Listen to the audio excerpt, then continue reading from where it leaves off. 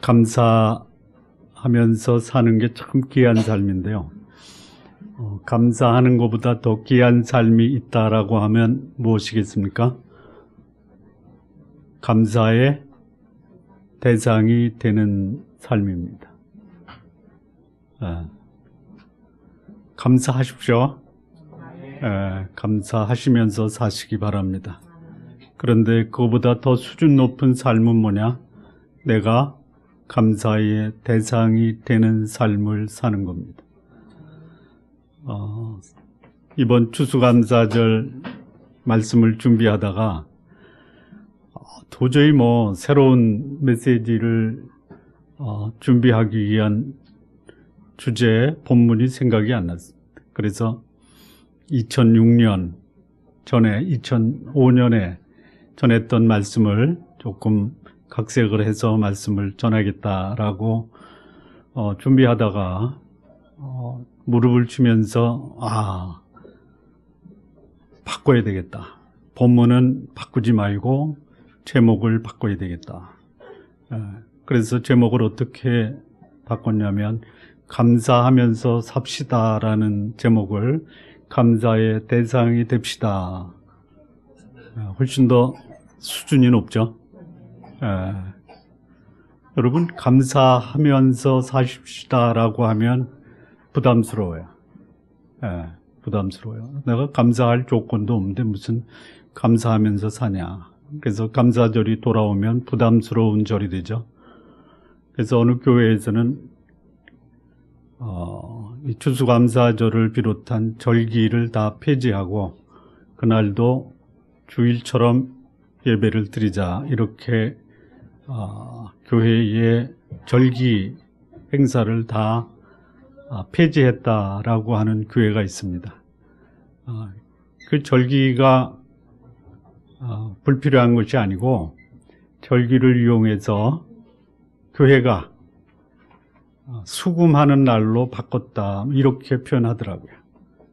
그래서 다 폐지했다 이렇게 하는 말을 듣고 제가 댓글을 달았습니다. 수금은 하지 말고 감사는 합시다.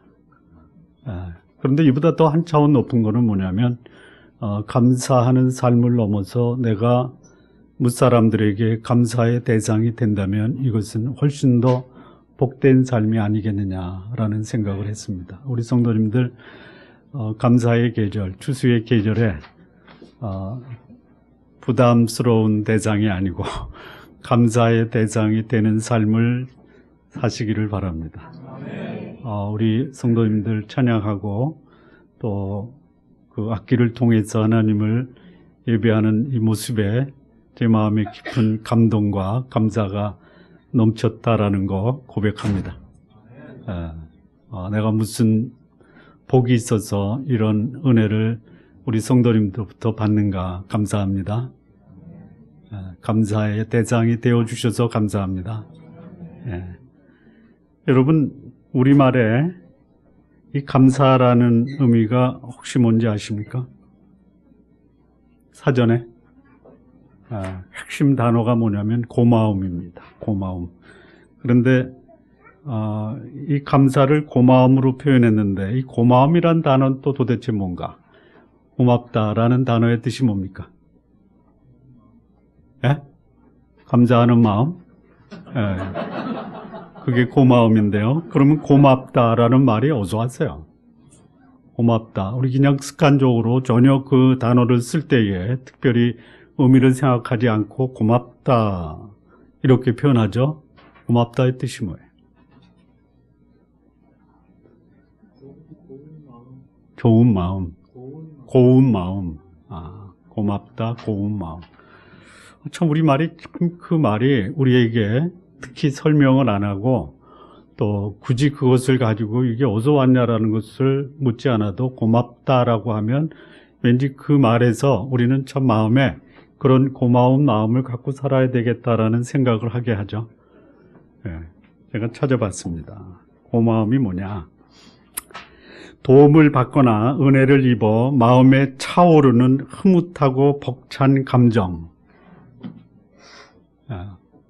한번 같이 따라서 해볼까요? 고마움이란 도움을 받거나 은혜를 입어 마음에 차오르는 흐뭇하고 벅찬 감정.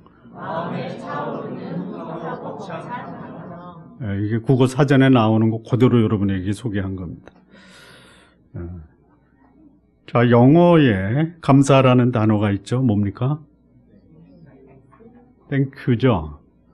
땡큐라는 단어를 생각하면 그게 어디서 왔는가 찾기가 힘들죠. 고맙다라는 말도 찾기 힘든데 땡큐라는 단어가 어디서 왔느냐. 그런데 이 영어에 특별한 단어가 하나 있습니다. 감사하다라는 단어가 특별한 단어인데요. 조금 수준 높은 단어다 이렇게 생각하시면 됩니다. appreciate라고 합니다. 자, 이 단어는 무슨 단어냐면요. 가치를 인정하다라는 것입니다.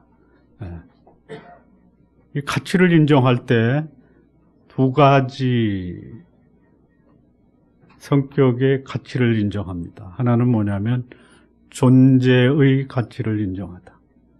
또 하나는 기여의 가치를 인정하다. 그래서 이 appreciation 할 때는 그 사람에 대한 존재, 또 하나는 그 사람이 행한 나에게 해준 기여에 대한 가치를 인정하는 것, 이게 감사입니다.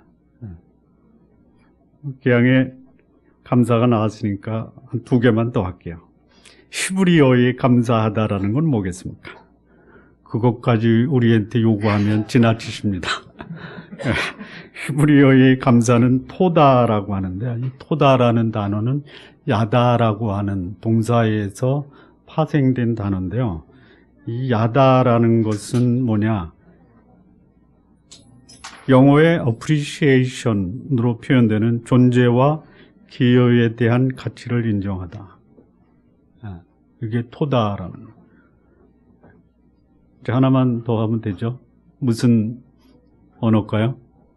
헬라어.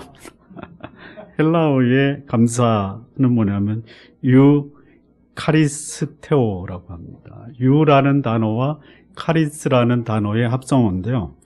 유라는 단어는 뭐냐면 좋다, 잘하다 이런 말이고요. 카리스라는 것은 뭐냐면 감사하다, 은혜, 감사와 은혜라는 단어입니다. 그래서 이 감사하다라는 것은 뭐냐면 내가 받은 은혜와 감사한 것에 대한 좋은 표현, 이게 감사입니다. 그래서 감사하시면서 사시기 바랍니다. 이제 의미를 아셨으니까. 그런데 이런 삶이 복된 삶인 것만은 틀림이 없는데요. 이 삶을 넘어서 이제는 내가 사람들이 저를 보면 감사합니다라고 그런 감사의 대상이 되는 분들이 다 되시기를 바랍니다. 이 감사의 명언 중에 우리 성도님들과 함께 기억하고 싶은 말들이 있습니다. 아주 평범합니다. 평범한데 비범해요. 아까 여러분 김관식 지사님이 어떤 분인지 알면 깜짝 놀랄 거예요. 그냥 즉석의 사유를 봐도 사람들에게 감동을 주는 멘트가 나올 수 있는 준비된 사람입니다.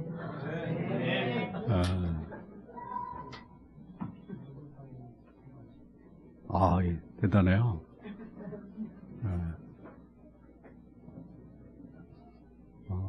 제 개인적인 바람은 김관식 지사님이 여기서 설교를 하면 저보다 더 큰 감동을 줄 것이다라는 기대가 있습니다. 진짜예요. 제가 뭐 이렇게 김관식 집사를 띄우고 싶어서 그런 게 아니고 들어본 분들은 다 인정하시죠. 뭘 인정해요? 그 가치를 인정하시죠. 그래서 김관식 집사님에게 우리는 감사하고 있습니다.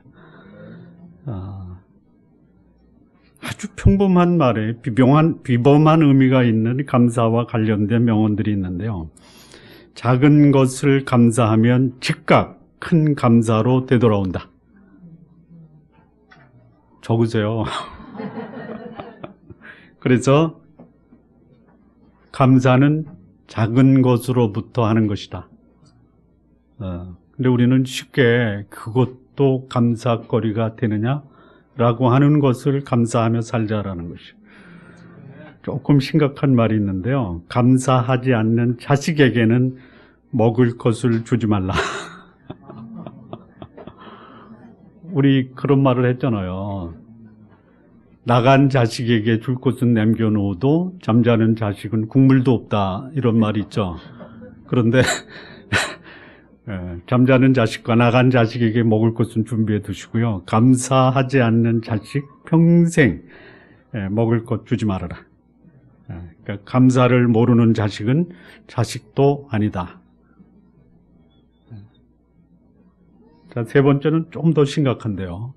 감사할 줄 모르면 평생 거지로 산다. 지금 적고 계시죠? 박 집사님은 다 여기 집어넣고.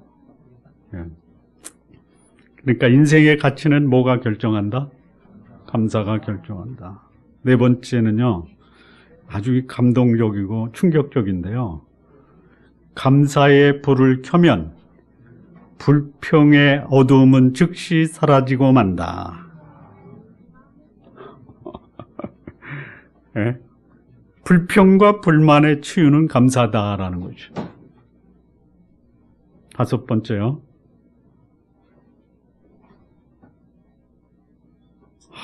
참 어떻게 이런 표현을 하는지 모르겠어요. 무슨 표현이냐면요. 이 세상에 감사거리가 아닌 것을 찾아볼 수가 없다. 그러니까 인생 자체는 뭐예요? 내가 사는 그 자체가 뭐예요?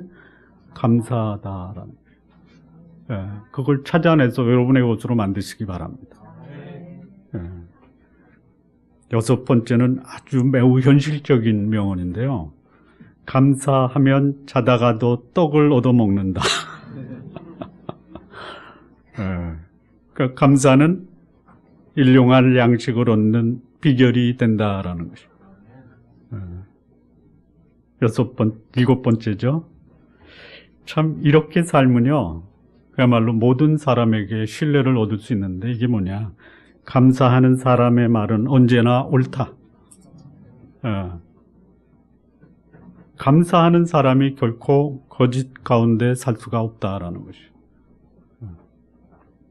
여덟 번째, 이것도 매우 현실적인 명언인데요. 돈은 감사의 문을 통해 들어오고 불행의 문을 통해서 나간다. 어떻게 이런 표현을 했는지 몰라요.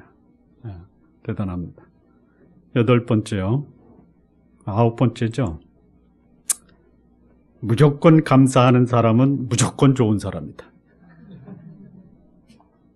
여러분 무조건 좋은 사람 되시기 바랍니다. 마지막 열 번째입니다. 가장 큰 감사는 감사할 수 없는 것을 감사한 것이다. 그러니까 가장 큰 감사는 감사할 수 없는 상황에서 감사하는 삶이다. 10가지 감사의 명언을 말씀드렸는데 지금 바로 들으셨는데 기억나는 거 계십니까?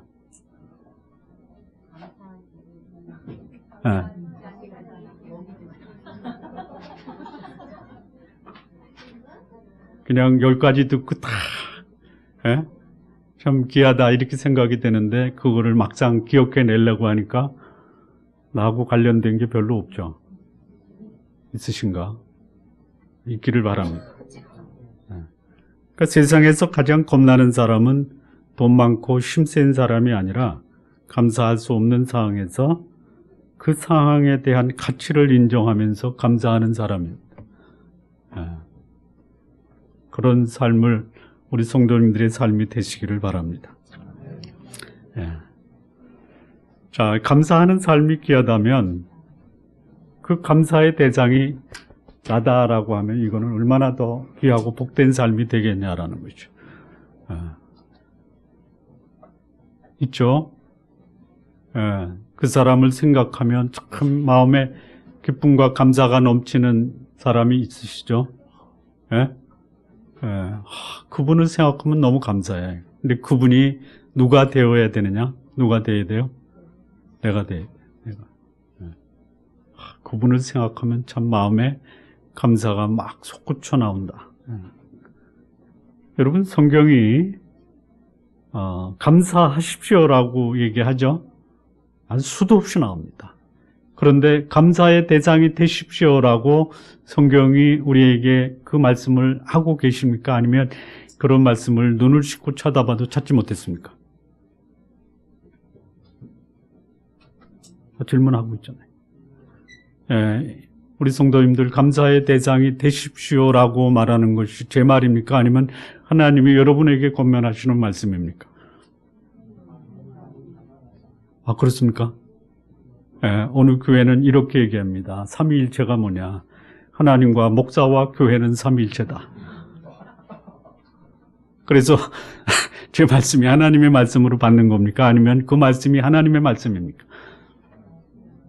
예? 근거를 대셔야죠. 근거 대셔야죠. 근거를 찾아드릴까요? 예? 예, 찾아드릴게요. 이 사도 바울이 누군가를 생각하면 그 사람으로 인해서 하나님께 감사할 수밖에 없다라고 말한 사람들이 있어요. 그 사람이 어떤 사람이냐면 에베소 교회의 성도들, 빌립보 교회의 성도들에게 이 사도 바울은 이렇게 말씀을 합니다. 내가 기도할 때에 기억하며 너희로 말미암아 감사하기를 그치지 아니한다. 누군가가 우리 좋은나무 교회의 성도님들을 생각할 때 참 그 교회를 생각하면 마음에 감사가 넘친다라는 그런 교회가 되기를 진심으로 바랍니다. 빌립보 성도들에게 사도 바울은 이렇게 고백을 합니다. 내가 너희를 생각할 때마다 나의 하나님께 감사한다. 하나님께 감사하지만 그 감사할 수 있던 그 이유가 뭡니까? 빌립보 교회의 성도들이다라는 것이에요.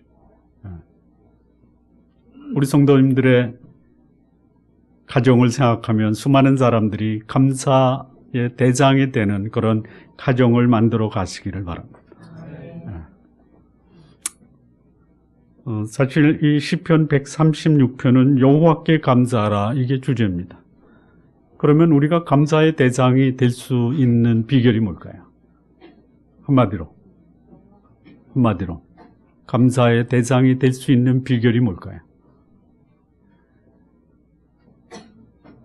지금 시편 136편은 여호와께 감사하라, 하나님께 감사하라, 주께 감사하라 계속 반복돼서 나오는데요. 우리는 어떻게 하면 우리도 감사의 대상이 될 수 있을까요? 네?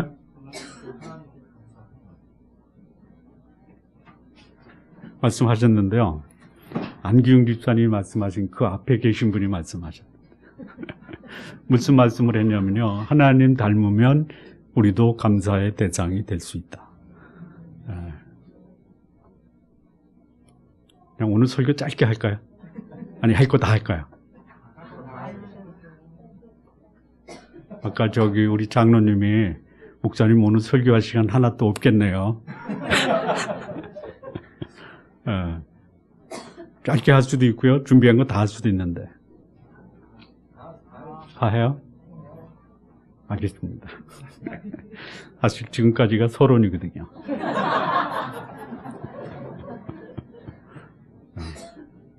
그렇다면 하나님 닮아가는 삶, 그것이 우리가 감사의 대상, 감사의 존재가 되는 가장 확실한 비결인데, 오늘 우리가 읽은 이 시편 136편에서 우리가 사람들의 감사의 대상이 되기 위해서 닮아야 될 하나님의 모습이 뭐냐?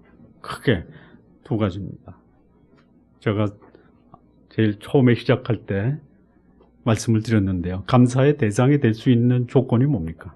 두 가지. 첫째, 존재. 두 번째, 기여. 이 두 가지예요. 이 시편 136편을 보면요.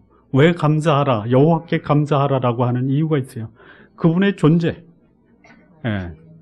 하나님을 묘사하는 세 가지 단어가 있습니다. 첫째는 뭐냐? 여호와라는 것이요. 두 번째는 하나님이다라는 것이요. 세 번째는 주다라고 하는 거예요. 이거는 하나님 되심을 표현하는 용어입니다. 여호와, 하나님, 주. 예. 자, 여호와라는 뜻이 뭐예요? 그분은 역사의 시작과 마무리고 존재의 시작과 마침이고, 예. 존재의 근원이 되시는 분이에요. 예. 이거를 우리에게 적용하면 어떻게 될까요? 예. 제가 누구에게 감사하냐면 제가 오늘 살아가는 것 당신 때문입니다. 당신 덕택입니다. 예. 누군가에게 살아갈 만한 가치를 부여하면서 사는 사람 감사의 대상입니다. 예. 당신은 나의 골치 덩어리입니다. 라는 말은 듣지 마십시오. 예? 예. 부모가 자식에게 감사할 수 있어야 돼요. 자식이 부모에게 감사할 수 있어야 돼요. 예. 우리 자녀 되는 성도 여러분, 부모의 감사의 대상이 되시기 바랍니다. 아이들한테 했는데 왜 어른들이 아멘을 해? 우리 아이들, 우리 자녀들, 예, 부모님께 감사의 대상이 되는 우리 자녀들 다 되시기 바랍니다.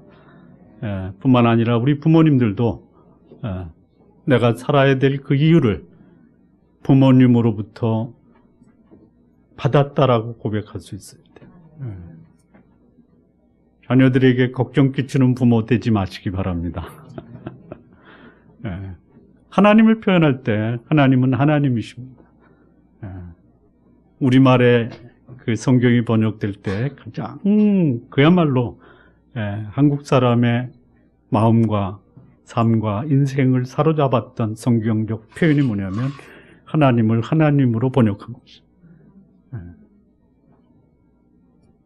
하나님은 한 분이시다. 그런데 그보다 더 위대한 하나님의 뜻이 있어요. 그 하나님은 어떤 하나님이냐? 창조하시는 분, 통치하시는 분, 주관하시는 분. 역사는 이 하나님의 손에 의해서 운행이 된다. 그렇다면 내가 하나님을 닮았다. 어떻게 닮아갈 수 있을까요? 여러분 가지고 있는 거 울고내서 자녀들에게 음식 만들어 주지 마십시오. 나의 자녀가 나를 하나님 경험했듯 부모님이 자녀에게 하나님의 모습을 보여주셔야 돼요. 좀 창의적으로 사시기 바랍니다. 창의적으로. 우리 남성들은 전혀 감동이 없는 거예요. 우리 엄마 되시는 분들은 나는 지금까지 자녀에게 월요일날 만들어서 토요일까지 먹였다. 안 됩니다.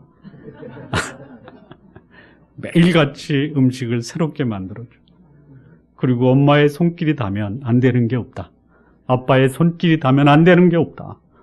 역사를 주관하시는 그 하나님의 주권이 부모를 통해서 자녀들에게 전달이 될 수 있는 이런 부모님들. 내가 자녀에게 믿고 그 일을 맡기면 자녀는 부모가 기대한 그 이상으로 뭔가 만들어낸다. 이런 자녀로 만드시기 바랍니다. 그 다음에 하나님은 주님이다라는 거예요. 주님, 주인이다. 이게 주인. 여러분, 이 주인이다라고 할 때 내 마음대로 내가 소유한 것을 행사한다. 이게 주인이 아닙니다. 제가 한번 질문 드릴게요. 여러분, 좋은 나무 교회의 주인이십니까? 아니면 손님이십니까? 주인이시죠? 그래서 이 교회는 내 마음대로 이 교회를 내가 관여해서 내 마음대로 이 교회를 운영할 것이다. 이렇게 생각하십니까? 아니면 주인의 역할이 뭐예요? 주인의 역할은 뭐냐면요. 책임감이에요. 책임감. 이게 주인입니다. 여러분, 우리 교회입니다. 저와 여러분의 교회입니다. 우리 교회가 진짜 하나님의 은혜에 감사하면서 지금까지 거의 만 6년을 지내왔어요. 근데 저는 뭐 걱정이 없어요. 진짜 없습니다. 근데 우리 최정희 간사님은 가끔 걱정을 하세요. 우리 교회 주인이 많았으면 좋겠다. 손님이 아닌 주인 역할을 하시죠. 다시 말하면 책임감 있는 삶을 살아가는 그 모습을 봤을 때 사람들에게 감사의 대상이 된다라는 것이죠. 그게 1절서부터 3절까지의 말씀이에요. 여러분 가지신 주부에는 2절까지만 나왔죠. 3절은 뭐냐? 모든 주위에 뛰어나신 주께 감사하라. 그 인자하심이 영원함이로다. 그분은 주인이시기 때문에 그를 따르는 자들에 대한 그분의 책임감과 또 그분이 해야 될 공급하심은 결코 끊어지지 않는다라는 거예요. 약속하시잖아요.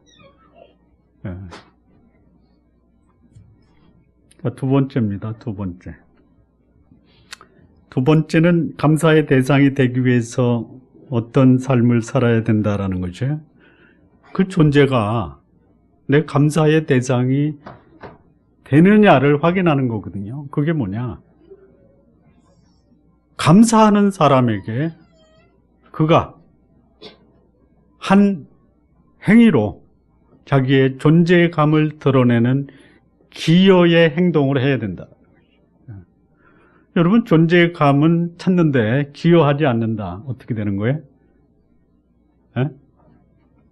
국가가 백성들을 위해서 필요한 것을 제공해 줘야 됩니다. 근데 국가가 해야 될 책임은 안 지고 백성들로부터 요구만 한다. 그러면 국가는 감사의 대상입니까? 아니면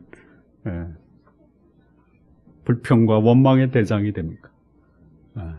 여러분이 감사의 대상이 되기를 원한다면 나의 존재를 뭘로 드러내게 해야 된다? 나를 필요로 하는 사람의 필요를 채우는 것으로 내 존재감을 드러내라라는 것이. 누구는 그런 얘기를 했죠. 존재냐 소유냐. 저는 그거를 바꿔서 존재하는 사람은 기여해야 한다. 제목 괜찮죠?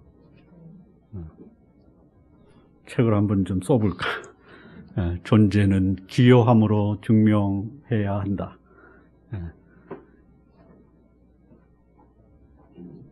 감사의 대상이 되는 사람, 우리가 9절까지 읽었지만요, 10절에서 마지막 절까지 보면요, 하나님이 어떤 분이신가를 보여주십니다. 근데 그분이 하나님의 사람들을 복된 길로 구원하는 능력을 보여주셨다. 10절 보면요, 애굽의 장자를 치신 이에게 감사하라. 이스라엘을 저희 중에 인도하여 내신 이에게 감사하라. 강한 손과 펴신 팔로 인도하신 이에게 감사하라. 홍해를 가르신 이에게 감사하라. 이스라엘을 그 가운데 통과하신 이에게 감사하라. 바로와 그 군대를 홍해에 엎드려 뜨리신 이에게 감사하라. 하나님이 하나님의 백성에게 하신 크고 놀라운 역사가 있어요. 기여가 있어요. 하나님의 존재를 드러낼 수 있는 것, 하나님의 백성들에게 하나님이 기여하신 그 삶으로 하나님은 하나님의 백성들에게 감사의 대상이 되었습니다. 그렇다면 하나님께 감사하는 그 감사의 이유, 그것이 오늘을 살아가는 하나님의 백성들의 삶의 모습이 되어야 될 게 아니냐라는 것이죠. 내 주변 사람들에게 그들이 안고 있는 고민의 문제를 들어주십시오. 갈 길을 알지 못하고 방황하는 이에게 어디로 갈 것인가 삶의 방향을 제시하는 성도님들 되시기 바랍니다.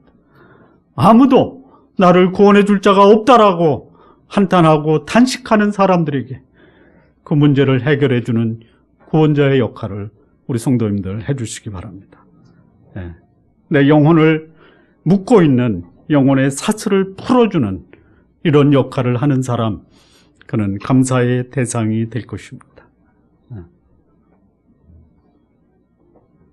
뿐만 아니라 기여하는 일에 또 뭐가 있냐면요,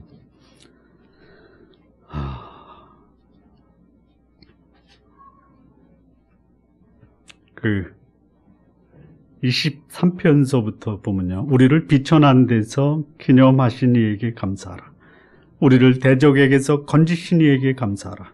모든 육체에게 식물을 주신 이에게 감사하라. 하늘의 하나님께 감사하라. 우리가 하나님께 감사하는 이유는 뭐냐? 우리를 선한 길로 인도하시고 우리의 필요를 채우는 그분의 사랑을 우리에게 보여주셨기 때문에 우리는 하나님께 감사하다면, 우리가 사람들의 감사의 대상이 된다면 바른 길, 선한 길, 그 길을 살아가는 모델이 되시기 바랍니다. 이 시대의 가장 큰 문제가 뭐냐? 본받을 사람이 없다. 그런데 성도님들이 본받는 그 대상이 되시길 바랍니다. 내가 어디로 가야 될지 모를 때 저 사람을 봐라. 그 사람이 여러분이 되시기를 바랍니다. 뿐만 아니라 필요를 채우는 이 사랑을 주시는 분이 하나님인데 그것을 우리가 닮아야 된다.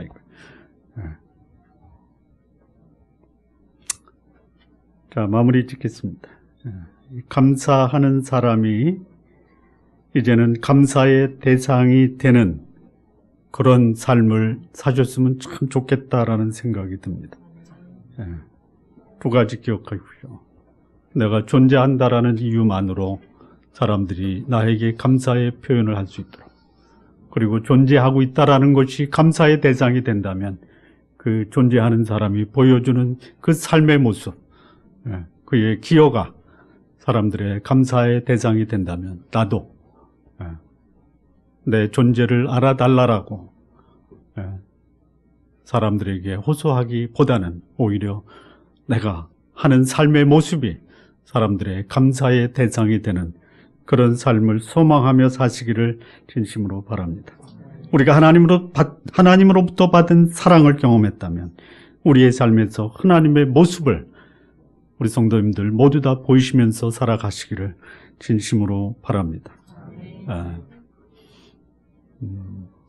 우리 인사법을 좀 바꾸겠습니다. 거룩하게 삽시다 해서 너무 어려워. 감사하며 삽시다로 바꿉시다. 자, 우리 옆에 분에게 감사합니다.